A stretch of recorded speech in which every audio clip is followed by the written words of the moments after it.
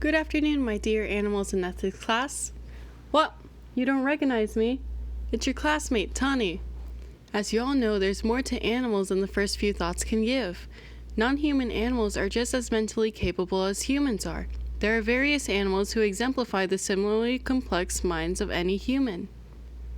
For example, a dog acknowledging the differences between different species and showing empathy nonetheless, or a pack of stray dogs breaking up a fight between their fellow cats as fast as lightning, a chimpanzee having a concept of their past and future, having the ability to reminisce and anticipate, a small rat demonstrating empathy, leaving a portion of food for another rat. Lions show empathy to other species, protecting a girl from being assaulted. Capybaras, who are always willing to raise other species, and whales, who have different cultures and dialects among different pods. To grant non-human animals legislative rights like humans in society have would not be an insane idea.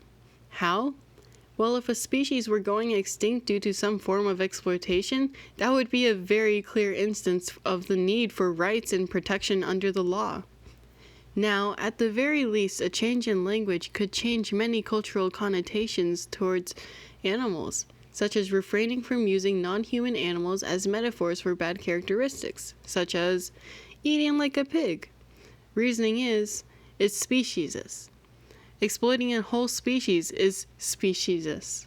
Speciesist? Well, it's like being racist or sexist, except towards other species. Many anti-speciesists may support the idea but fail to endorse it. For a blatant example, one might still eat meat or go to zoos. True anti-speciesism, according to Singer and Animal Liberation, would be moral indifference between a human and a dog who are at the same levels of consciousness. As Jamieson says, many people who appear to accept the anti-speciesist argument bob and weave in their attempt to evade its consequences rather than confessing to the weakness of will when it comes to putting it into practice. Along with speciesism, right now non-human animals are considered legal things under the law. This means that their interests are not recognized under the law or are solely recognized as valuable for the sake of advancing a legal person's interests. A legal person being an individual or other entity whose interests are recognized under the law and are recognized for that individual's own sake, meaning they have inherent value under the law, and the fundamental goal of the legal and social order is to further their interests. Having legal personhood means recognition that one's life matters for its own sake, and not just because it's beneficial to others. It means that their interests must be seriously considered in legal and political decisions. Might I add that only legal persons are capable of possessing legal rights, and to recognize an individual as having a legal right is to acknowledge that individuals' interests are recognized as inherently valuable under the law. The privilege of having rights entails the duty that others have to respect it. On that note, Edmondson points out that although rights entail duties, duties do not entail rights. It is a human's duty not to be cruel to non-human animals. However, this is only minimal treatment in regard to the animal. Animals need rights because animals have an interest in being respected, and this is an interest that cannot coherently be protected by indirect duties alone.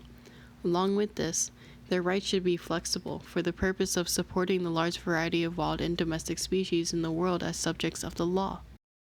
Sadly enough, rights also serve as a fallback for when one may lack the decency to not infringe on others' lives. Alrighty then, so I planned on adding more, but honestly I think there's enough already.